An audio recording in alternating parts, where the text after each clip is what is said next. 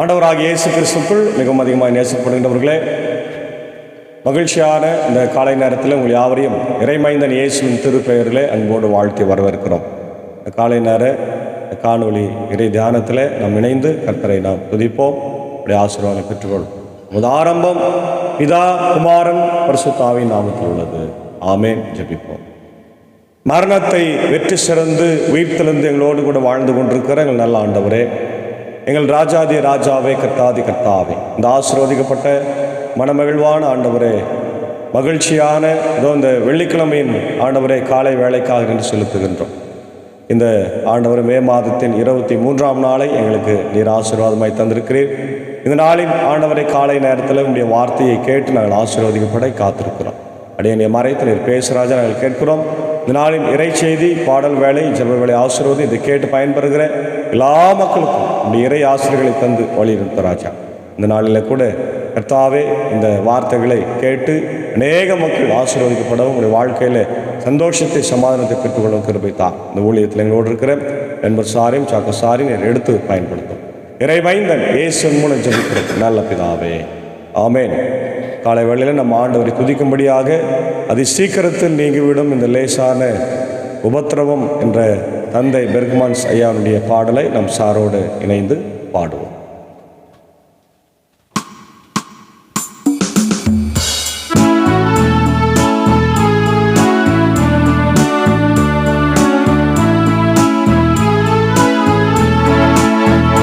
அதி சீக்கிரத்தில் நீங்கி விடும் இந்த லேசான உபத்திரவம், அதி சீக்கிரத்தில் நீங்கி விடும் இந்த லேசான உபத்திரவம். சோர்ந்து போகாதே, நீ சோர்ந்து போகாதே,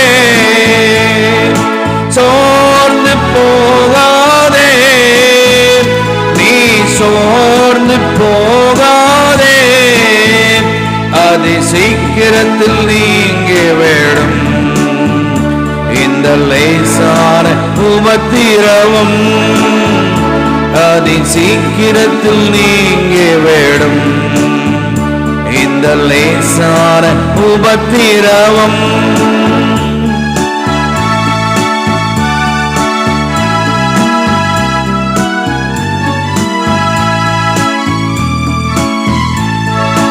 உள்ளார்ந்த மனிதன் நாளுக்கு நாள் புதிதாக்கப்படுகின்ற நேரம் இது.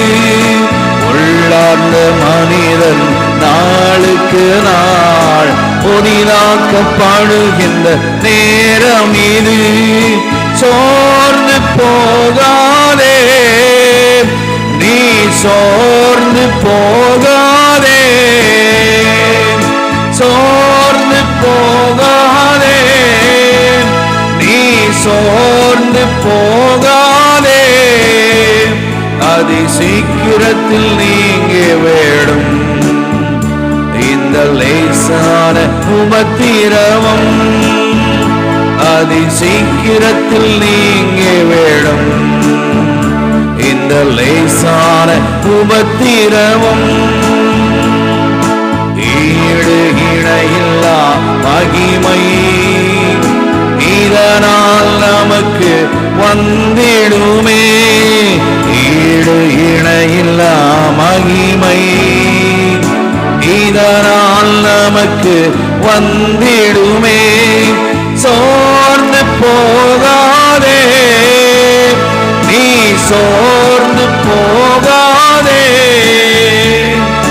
சோர்ந்து போகாதே, நீ சோர்ந்து போகாதே, அதி சீக்கிரத்தில் நீங்கி விடும் இந்த லேசான உபத்திரவம், அதி சீக்கிரத்தில் நீங்கி விடும் இந்த லேசான உபத்திரவம்.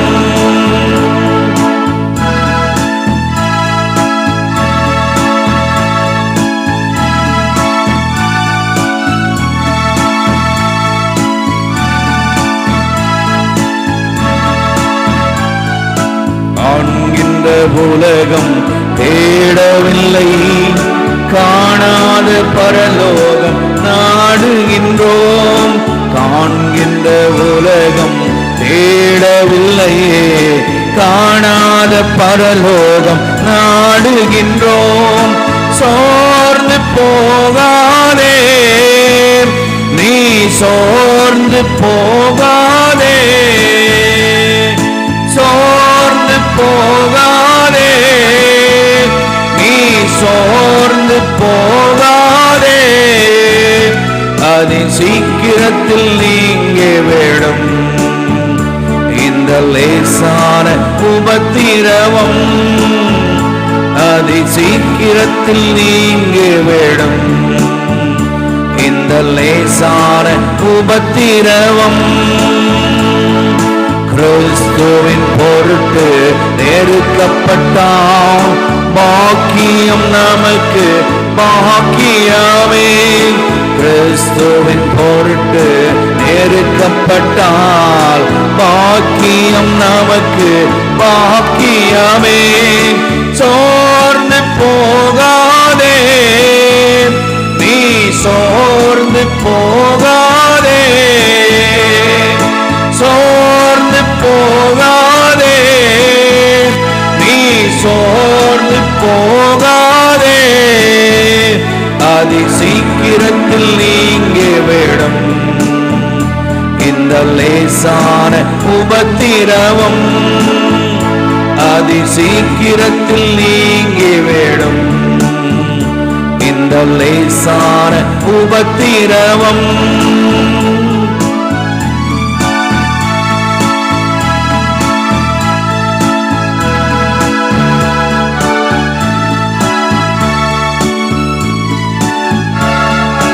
மன்னவன் இயேசு வருகையிலே மகிழ்ந்து நாமும் களி கூறுவோம். மன்னவன் இயேசு வருகையிலே மகிழ்ந்து நாமும் களி கூறுவோம். சோர்ந்து போகாதே, நீ சோர்ந்து போகாதே, சோர்ந்து போகாதே, நீ சோர்ந்து போகாதே. அதி சீக்கிரத்தில் நீங்கிவிடும் இந்த லேசான உபத்திரவம், அதி சீக்கிரத்தில் நீங்கிவிடும் இந்த லேசான உபத்திரவம்.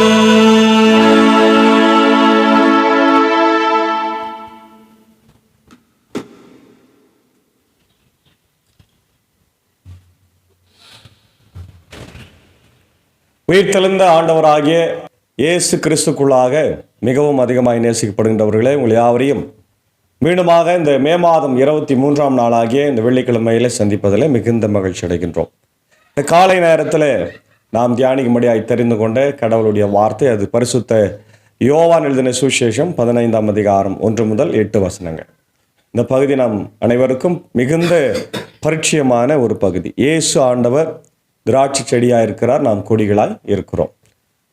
ஆங்கிலத்தில் abiding in Christ, abiding in Christ, கிறிஸ்துவிலே படர்ந்திருத்தல் அல்லது நிலைத்திருத்தல் என்ற தலைப்பை நம்ம பார்க்கிறோம். அன்பான தேவனுடைய பிள்ளைகளே, இந்த பகுதியில் கடவுள் திராட்சை தோட்டக்காரராகவும் இயேசு ஆண்டவர் திராட்சை செடியாகவும் நாம் அவருடைய கொடிகளாக, அதோடு இணைந்திருக்கிற கொடிகளாக ஓமையாக சொல்லப்பட்டிருக்கிறத நம்ம பார்க்க முடிகிறது. இது பரலோக ராஜ்யத்தின் உண்மையான சித்தாந்தங்களை நமக்கு சொல்லிக் கொடுக்கின்றது. The virtue of the kingdom of God. உண்மையான திராட்சை செடி நானே, என் தந்தையே அதை நட்டு வளர்ப்பவர். மிக அழகாய் சொல்றார் பார்.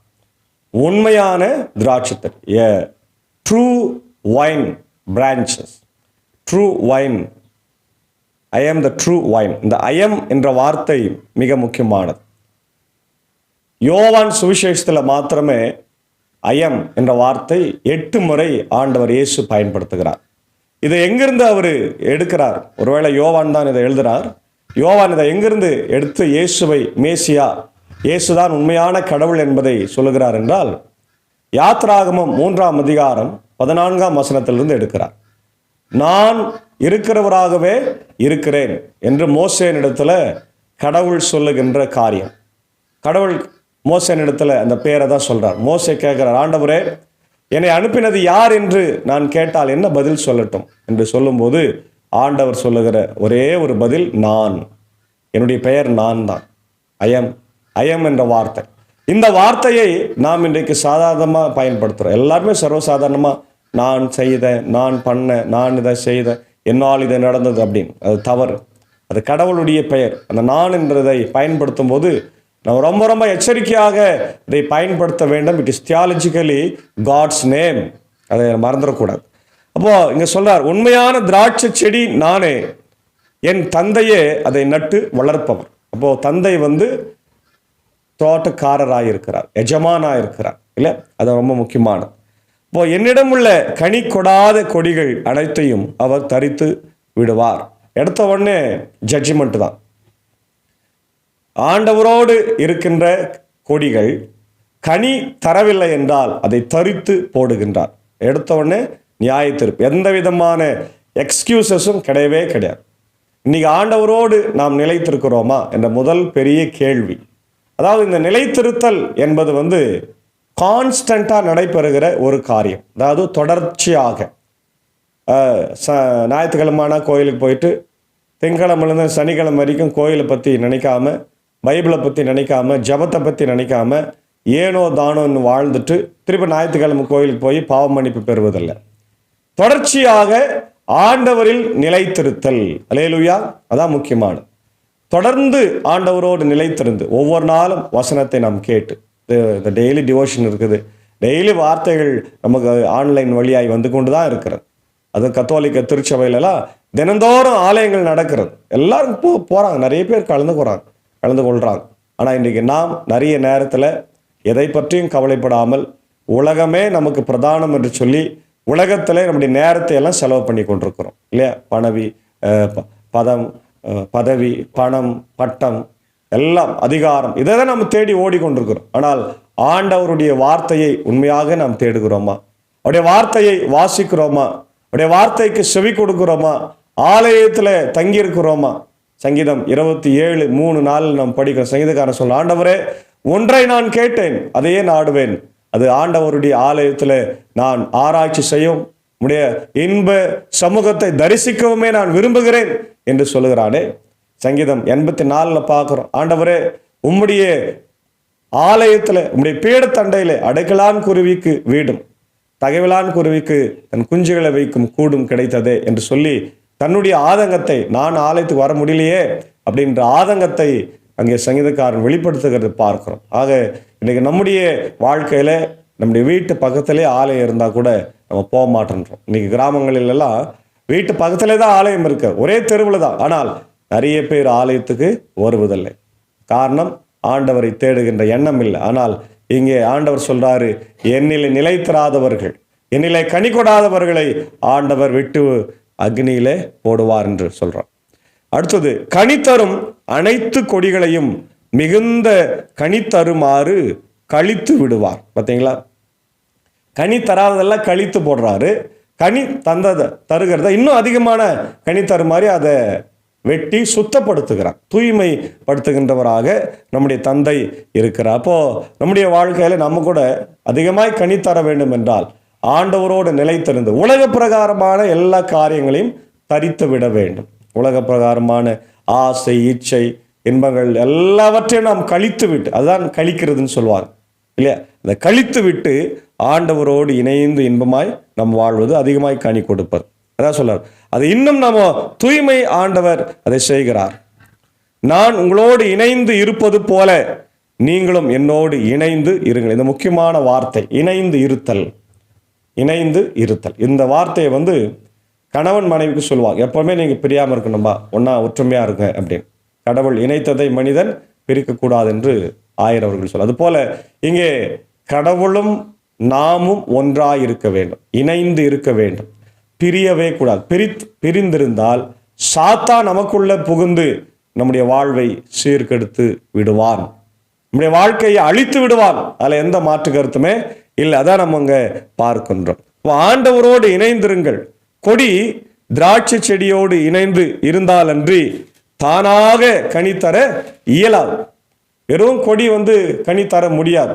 அது திராட்சை செடியில இருந்தால் மட்டுமே கனி தர முடியும். ஏன்னா அந்த செடி தான் அதுக்கு தேவையான ஆக்சிஜன் எல்லாம் உற்பத்தி பண்ணி, அதுக்கு தேவையான போட்டோசிந்தசிஸ் எல்லாம் செய்து, அதுக்கு தேவையான எல்லா காரியங்களையும், அது உணவு எல்லாத்தையும் அதான் கொடுக்கிறது. இல்லை தான் பார்க்குறோம். நீங்களும் என்னோடு இணைந்தால் அன்றி கனித்தர இயலாது. நானே திராட்சை செடி, நீங்கள் அதன் கொடிகள். ஒருவர் என்னுடனும் நான் அவருடனும் இணைந்திருந்தால் அவர் மிகுந்த கனி தருவார். என்ன ரொம்ப அழகா சொல்றார். ஆண்டவர் செடியா இருக்கிறார், நம்ம எல்லாம் கொடிகளா இருக்கிறோம்.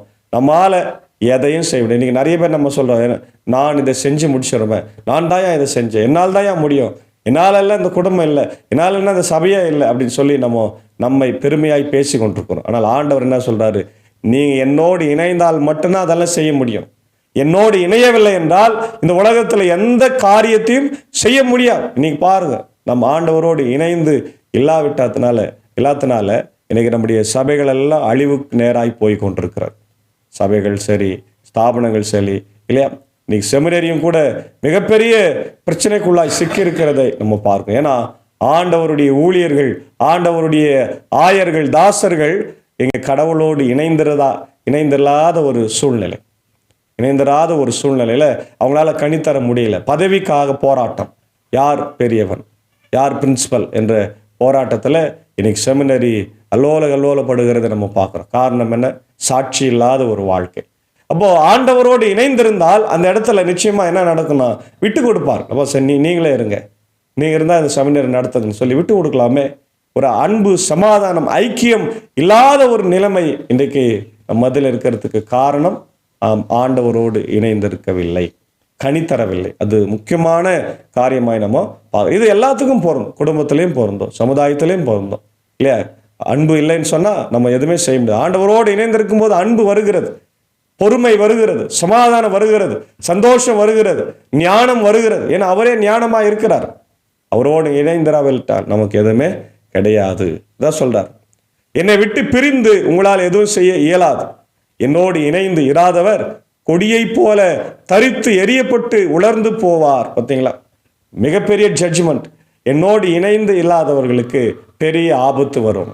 அதை தூக்கி போட்டுருவார் ஆண்டவர், அதை எரித்து விடுவார்கள். அவ்வளவுதான், அது ஒன்றும் பிரயோஜனமே இல்லாம ஆயிடும். அக்கொடிகள் கூட்டி சேர்க்க போட்டு அது உலர்ந்து போகும், நெருப்பிலிட்டு எரிக்கப்படும். முதல்ல உலர்ந்து போது, அப்புறம் நெருப்பிலிட்டு எரிக்கப்படுகிறது. நீங்கள் என்னுள்ளும் என் வார்த்தைகள் உங்களுள்ளும் நிலைத்திருந்தால் நீங்கள் விரும்பி கேட்பதெல்லாம் நடக்கும். அல்லேலூயா, பிரைஸ் தி லார்ட். பார்த்தீங்களா? ஏன் உலர்ந்து போனோம்? ஏன் நெருப்புல நம்மளை போடணும் ஆண்டவர்? இல்லையா? இந்த நீதி தீர்ப்பு, நியாய தீர்ப்பு நமக்கு ஏன் வரணும்? நம்ம ஆண்டவரோடு இணைந்திருந்தால் அது வருமா? வராது. ஆண்டவரோடு இணைந்திருந்து நல்ல காரியங்களை செய்ய நம்ம அழைக்கப்படுகிறோம். கிறிஸ்தவ குணமுள்ள மக்களாய் சாட்சி உள்ள ஒரு வாழ்வு இன்றைக்கு நம்முடைய சபைகளிலே, நம் மத்தியில இல்லாத ஒன்று சாட்சி, விட்னஸிங் லைஃப். ஆதி திருச்சபையில விட்னஸிங் என்ற வார்த்தைக்கு கிரேக்க வார்த்தை மார்டூரியா. மார்டூரியா என்று சொன்னால் இரத்த சாட்சி. ஆண்டவருக்காக எல்லாம் சாட்சியாய் மரித்தார்கள். விசுவாசத்தை அவர்கள் மறுதளிக்காமல் சிங்க கபிலே போட்டாங்க, சிங்கத்துக்கிட்ட போட்டாங்க, கத்தினால குத்துனாங்க, தலையை வெட்டினாங்க, நெருப்புல போட்டாங்க, எருமை மாட்டு தோல்ல போட்டு தேய்த்து வெயில்ல போட்டு, அது வெயில் ஏற ஏற அதை தோல் சுருங்கும் போது மூச்சு திணறி செத்து போனாங்க. இவ்வளோ நடந்தாலும் விசுவாசத்தை விடவில்லை, சாட்சியோட இருந்தாங்க. எத்தனையோ கர்ப்பிணி பெண்கள் தங்கள் வயிற்றில் குழந்தைகளோடு இறந்து போயிருக்கிறாங்க. ஆனால் இன்னைக்கு நம்ம சாட்சி இல்லாத ஒரு வாழ்க்கை இருக்கிறோம். ஆண்டவரோடு இணைந்தில்லாத ஒரு வாழ்க்கை, தூக்கி எரியப்பட்டு காய்ந்து போன சருகுகளாக, காய்ந்து போன கொடிகளாக இருக்கிறோம். நம்மளை ஆண்டவர் நெருப்புல போட்டுருவாரு. நீதி தீர்ப்பு, நியாய தீர்ப்பு நம்முடைய வாசல் படியில இருக்கிறது. நீங்க சாட்சியா இல்லைன்னு சொன்னா இப்படிதான் நடக்கும். ஆண்டவருடைய தீர்ப்பு காலை நேரத்துல நம்மோடு கூட வருகிறது. அன்பான தேவனுடைய பிள்ளைகளே, ஆண்டவர் நம்மிடத்துல கேள்வி கேட்பார், இல்லையா? அதான் சொல்ல, நீங்கள் மிகுந்த கனி தந்து என் சீடராய் இருப்பதே என் தந்தைக்கு மாட்சி அளிக்கிறது. நீங்க அதிகமா கனி கொடுக்கிறது தான் எனக்கு சந்தோஷம். அதிகமாக கனி கொடுக்கிறவங்க தான் என்னுடைய தந்தையினுடைய சீடர்கள் என்று அழகாய் சொல்லுகிறார். இதே ஒரு காரியம் ஏசாயா 5ஆம் அதிகாரத்தில் ஏசாயா சொல்றார். இஸ்ரவேல் மக்களை ஒப்பிட்டு சொல்றார். என்னன்னா, ஒரு நல்ல திராட்சை செடியை அந்த எஜமான் கொண்டு வந்து திராட்சை தோட்டத்தில் நடுறார். நட்டு அதுக்கு செய்ய வேண்டியதெல்லாம் செய்கிறார். செய்துட்டு அங்கே ஒரு ஆலையை கட்டி வாட்ச்மேன் போட்டு நல்ல எரு உரம் எல்லாம் போட்டு தண்ணியெல்லாம் அதை வச்சு நல்ல பழம் வரும், அதிலிருந்து திராட்சை ரசத்தை பிழிந்து எடுக்கலான்னு காத்திருக்கிறார். ஆனால் வந்ததோ கசப்பான பழம். அதான் நம்ம பார்க்குறோம் பாருங்க. அவர் அதை நன்றாக கொத்தி கிளறி கற்களை களைந்து எடுத்தார். நல்ல இன திராட்சை செடி, நல்ல இனம் கொண்டு வந்து வச்சுதான் நல்ல இனம்தான். நல்ல இனம் திராட்சை செடிகளை அதில் நட்டு வைத்தார். அவற்றை காக்கும் பொருட்டு கோபுரம் ஒன்றை கட்டி வைத்தார். திராட்சை பழம் பிழிய ஆலை ஒன்றையும் அமைத்தார். நல்ல திராட்சை குலைகள் கிட்டும் என எதிர்பார்த்து காத்திருந்தால் மாறாக கிடைத்தது காட்டு பழங்கள், கசப்பானது. அப்போ இந்த எஜமான் சொல்றார், இந்த திராட்சை செடிக்கு நான் செய்யாதது ஏதாவது உண்டா சொல்லுங்க. எல்லாத்தையும் செஞ்சனே, கல்லை பொறுக்கினேன், பாதுகாப்பு அளித்தேன், வேலியை போட்டேன், வாட்ச்மேன் போட்டு டவர் போட்டேன், ஆலையை போட்டேன், எல்லாத்தையும் செஞ்சேன். ஏன் அது கனி தரல? கசப்பான தன். அதை கொண்டு வந்து நட்டது நான் உயர்குல திராட்சை செடி, ஆனால் வந்ததோ கசப்பானது. அப்போதான் சொல்றாரு, இப்பொழுது என் நண்பர் சொல்லுகிறார், எருசலேமில் குடியிருப்போரே, யூதாவில் வாழ்வோரே, எனக்கும் என் திராட்சை தோட்டத்துக்கும் இடையே நீதி வழங்குங்கள்.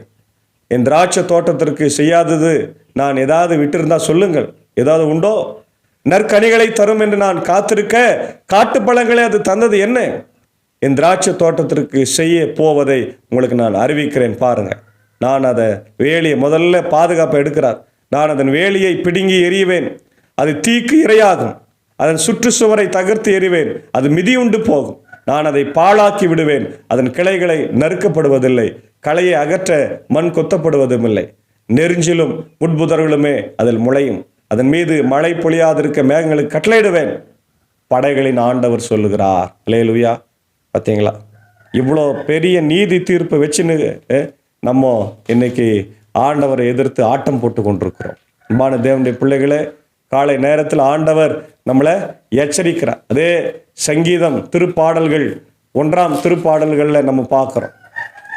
இரவும் பகலும் கர்த்தருடைய பாதத்தில் அமர்ந்திருக்கிறவனுக்கு பெரிய ஆசீர்வாதத்தை தருவார். பாருங்க, யார் நற்பேறு பெற்றவர்? ஆண்டவரின் திரு சட்டத்தில் மகிழ்ச்சி உறுபவர், அவரது சட்டத்தை பற்றி இரவும் பகலும் சிந்திப்பவர். அவர் நீரோடையோரம் நடப்பட்ட மரம் போல் இருப்பார், பருவ காலத்தில் கனி தந்து என்றும் பசுமையாயிருக்கிறார். அல்லேலூயா. நீரோடையில நடைப்பட்ட மரத்தை போல், அதுதான் நல்ல ஒரு கனிகளை தருகின்ற மரமாயிருப்பாங்க இல்லையா? அம்மரத்திற்கு ஒப்பாவார் என்று சொல்லுகிறார். அவர்கள் செய்வதெல்லாம் வாய்க்கும், வெற்றி பெறுவார். ஆனால் பொல்லாதவர் அப்படி இல்லை, அவர்கள் காற்று அடித்து செல்லும் பதரை போல இருக்கிறார்கள். நீதி தீர்ப்பின் போது நிலை நிற்க மாட்டார்கள். பாவிகள் நேர்மையாளரின் மன்றத்தில் இடம் பெறுவார்கள். நேர்மையாளரின் நெறியை ஆண்டவர் கருத்தில் கொள்வார், பொல்லாதவர் வழியை பாழாக்கும். ரொம்ப கடுமையா ஆண்டவர் பேசுறார். அதே போல புதிய ஏற்பாட்டில் ஆவிக்குரிய கனிகளை பற்றி நம்ம இங்க பார்க்கிறோம். தூய ஆவியின் கனியோ அன்பு, கலாத்தியர் 5:22. அன்பு, மகிழ்ச்சி, அமைதி, பொறுமை, பரிவு, நன்னயம், நம்பிக்கை, கனிவு, தன்னடக்கம் என்பவை ஆகும். இவைகள் உள்ள இடத்தில் திருச்சட்டத்திற்கு நாம் கீழ்ப்படிந்து வாழும். கிறிஸ்து இயேசுவுக்கு உரியவர்கள் இந்த எல்லாத்தையும் அவங்க செய்வாங்க இல்லையா? அதே இதற்கு விரோதமான செயல்கள் பாருங்க, கெட்ட நடத்தை, பரத்தமை, காமவெறி, சிலை வழிபாடு, பில்லி சூனியம், பகைமை, சண்டை, சச்சரவு, பொறாமை, சீற்றம், கட்சி மனப்பான்மை, பிரிவினை, பிளவு, அழுக்காறு, குடிவெறி, களியாட்டம், இதெல்லாம் நம்ம செஞ்சுதான் இருக்கிறோம் இல்லையா? அப்போ ஆவிக்குரிய கனிகள் இல்லை என்று சொன்னால் சாட்சி இல்லை. பிரியமான தேவனுடைய பிள்ளைகளே, இந்த காலை நேரத்தில் ஆண்டவர் நம்ம கொடுக்கிற அழைப்பு, நாம் ஆண்டவரோடு இணைந்திருக்க வேண்டும். முதல்ல இணைந்திருக்க வேண்டும், கனிகளை தர வேண்டும். இல்லை என்றால் நம்மளை தூக்கி போட்டுருவார், நெருப்பில் போட்டுருவார், ஜட்ஜ்மெண்ட் கிடைக்கும். ஆகவே அன்பான தேவனுடைய பிள்ளைகளே, காலை வேளையிலே இயேசு ஆண்டவர் இடத்திலிருந்து நாம் உயிரை பெற்றிருக்கிறோம். அவர்தான் நமக்காக கல்வாரி சிலுவையில தன் ஜீவனை கொடுத்து நம்மை மீட்டிருக்கிறார், ரத்தம் சிந்திருக்கிறார், நம்மை தெரிந்து கொண்டிருக்கிறார், நம்மை அழைத்திருக்கிறார். என் மகனே, என் மகளே, கனி கொடு, இந்த உலகத்தில் எனக்காக சாட்சியா வாழு என்று சொல்லியிருக்கிறார். ஆகவே நாம் அப்படிப்பட்ட ஒரு இறை வாழ்வை வாழுகிறோமா என்று யோசித்து சிந்தனை செய்து நம்ம ஆண்டவருக்கு உண்மையான பிள்ளைகளாகி கனி கொடுத்து வாழ தூய ஆவியானவர் நம்மை வழிநடத்தி காப்பாராக. ஆமென். ஜெபிப்போம். மகா இரக்கமும் கிருபை நிறைந்த நல்ல ஆண்டவரே, எங்கள் ராஜாதி ராஜாவை, கர்த்தாதி கர்த்தாவை, இந்த காலை நேரத்திற்காக மீண்டும் நன்றி செலுத்துகிறோம். ராஜா, நேரத்தில் ஆண்டவரே கனி கொடுக்கிற வாழ்வை பற்றிய செய்தி நாங்கள் கேட்டோம். இன்றைக்கு நாங்கள் எப்படிப்பட்ட கனிகளை கொடுக்கிறோம், என் வாழ்க்கையில் ஆண்டவர் உம்மோடு கூட இணைந்திருக்கிறோமா என்பதை நான் ஆண்டவரே இந்த நேரத்தில் ஆய்வு செய்து பார்க்க கர்த்தாவே, இந்த நேரத்தில் எங்களுக்கு ஞானத்தை, அறிவும், புத்தியும் பலத்தை தார். இந்த வார்த்தைகளை கேட்டுக்கொண்டிருக்கிற எல்லா மக்களையும், அகில உலகத்தில் இருக்கிற மக்களையும் ஆசீர்வதி. எல்லா முக்கியமாக கிறிஸ்தவர்களுக்காக ஜெபிக்கிறோம். ஆண்டவர், இன்றைக்கு கிறிஸ்தவர்கள் வாழ்க்கையில தான் சாட்சி இல்லை. ஆண்டவரே, இன்னைக்கு சாட்சி இல்லாத வாழ்க்கையினால் அநேக மக்கள் இயேசுவை ஏற்றுக்கொள்ள முடியாத ஒரு சூழ்நிலையில அவங்க தவிக்கிறாங்க ராஜா. ஆகவே முதலாவது நாங்கள் உமக்கு சாட்சி உள்ள பிள்ளைகளாக கனிகளை கொடுக்கின்ற மக்களாய் இந்த உலகத்தில் வாழ ஆண்டவர் எங்களுக்கு உதவி செய்ய வேண்டும் என்று தூய ஆவின் வழியாக நாங்கள் கெஞ்சி மன்றாடுறோம். நேரத்தில் இதை கேட்டுக்கொண்டிருக்கிற அகில உலகத்தில் இருக்கிற எல்லா மக்களையும் ஆசீர்வதியும். America, UK, Australia, New Zealand, Philippines, gulf கண்ட்ரீஸில் இருக்கிற மக்கள், ஆண்டவரே இந்தியாவில் இருக்கிற மக்கள், ஆண்டவரே அதே போல் ஆப்பிரிக்கா கண்டத்தில் இருக்கிற மக்கள், ஆசிய கண்டம் முழுவதுமாக அப்படி சைனா, ரஷ்யா, ஆண்டவர் உக்ரைன் போன்ற எல்லா நாடுகளுக்காக ஜெபிக்கிறோம். போர்கள், பதட்டங்கள் எல்லாம் மாற்றம், அமைதி, சமாதானத்தை என் தேவன் தாரும். ஆண்டவர் இந்தியாவில் இருக்கிற எல்லா மக்களுக்காக ஜெபிக்கிறோம், அமைதி சமாதானத்தை தாரும். மேல் ஆட்சி செய்கிற தலைவர்களுக்காக ஜெபிக்கிறோம். இப்படியே முதலமைச்சருக்காக ஜெபிக்கிறோம். அனைத்து மாநிலத்து முதலமைச்சர்களுக்காக ஜெபிக்கிறோம். குறிப்பாக நான் சார்ந்திருக்கிற இந்திய சுவிசேஷ லுத்தரன் திருச்சபை 3 சபை சங்கங்கள், போதகர்கள், ஊழியங்களுக்காக ஜெபிக்கிறோம். எல்லாரையும் ஆசீர்வதிங்க. ஆண்டவர் அடியன் பணியாற்றுகிற பாப்பனப்பள்ளி போதக வட்டம் 3 சபைகள், ஆண்டவர் திருச்சபைகள் குடும்பங்கள், பாப்பனப்பள்ளி, மின்னூர், வடகர, மேல்சனம் திருச்சபைகளுக்காக, சபையின் பொறுப்பாளர்கள் குடும்பங்களுக்காக, பலவீனமாக இருக்கிற மக்களுக்காக வேண்டிக் கொள்கிறோம். குறிப்பாக இந்த ஊழியத்தில் எங்களோடு இருக்கிற அன்புக்குரிய அன்பர் சாரியம், ஏஞ்சக்காவி, அன்பான பிள்ளைகள், மாத்தால் மறையிலும் ஆசீர்வாதங்க வழிநடத்துக தேவையை சந்திங்க ராஜா. இந்த வெயிலின் உஷ்ணத்திலிருந்து காத்துறலாம். தொடர்ந்து என்னுடைய சாக்கோ சார்க்காக, டீச்சருக்காக ஜெபிக்கிறோம். கர்த்தர் ஆசீர்வாதிங்க. இந்த இசைவழி பயணத்தில் எடுத்து பயன்படுத்துங்க. அடியே நீ குடும்பத்தாரை ஆசீர்வாதிங்க ராஜா. இன்னும் யாரெல்லாம் ஆண்டவர் இதை கேட்டு பயன்பெற்று இதை ஆண்டவர் ஷேர் பண்ணுறாங்களோ எல்லாருக்கும் இந்த கிருபை சமாதானம் தங்கியிருக்கட்டும். ஆண்டவர் விசேஷமாக மூத்த விசுவாசிகளுக்காக, தாய்மார்களுக்காக, குழந்தைகளுக்காக, கர்ப்பிணிகளுக்காக, வியாதியஸ்தர்களுக்காக, பலவீனமாக இருக்கிற மக்களுக்காக, ஆயர்களுக்காக நான் ஜெபிக்கிறோம். குறிப்பாக அவருடைய ரெவரன் டாக்டர் உதயநேசன் ஐயருக்காக, நிக்சன் ஐயருக்காக வேண்டிக் கொள்கிறோம். ஆண்டவரே கொடுத்து வருகிற சுகத்துக்காக நன்றி. இன்னும் பரிபூர்ண சுகத்தை தாரும். தேவலை சந்திய ராஜா வழிநடத்தும். தொடர்ந்து ஆண்டவரை அடியார்களை நீர் பலப்படுத்த வேண்டுமா ஜெபிக்கும். நாளில் கூட பிறந்த நாளை, திரும்ப நாளை காணுகிற ஆசீர்வாதங்க வழிநடத்துங்க. பலவீனமாக இருக்கிற மக்களுக்காக ஜெபிக்கிறோம். என்னுடைய ஆண்டவரை பாப்பனப்பள்ளி கோபி அண்ணனுடைய அன்பு தாயார் அமுதா அம்மாவுக்காகவும், ஆண்டவர் அதே போல என்னுடைய விமலா அம்மாவுக்காகவும், செல்வி அக்காவுக்காக ஜெபிக்கிறோம். இப்படியே மின்னூர் ஆண்டவரே அன்பான திருச்சபருடைய விசுவாசி ஆண்டவரை சுமதி பிரபாகரன் அவருடைய அன்பு மகன் பிரவீன்காக ஜெபிக்கிறோம். ஆண்டவர் விபத்தில் சிக்கி தலையில் ஆப்ரேஷன் பண்ணப்பட்டு ஆண்டவர் இருக்கிறான். கண்ணோக்கி பாருங்க. பரிபூர்ண சுகத்தை தாருங்க. குடும்பங்களை ஆசீர்வதிங்க.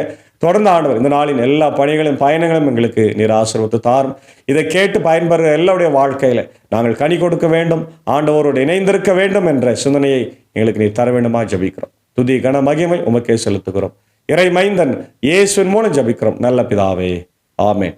எல்லா வல்ல தந்தை, மகன், தூய ஆவியின் ஆசிகள் இந்த நாளிலே நம் அனைவரோடு கொண்டு இருப்பதாக. ஆமென். God bless you.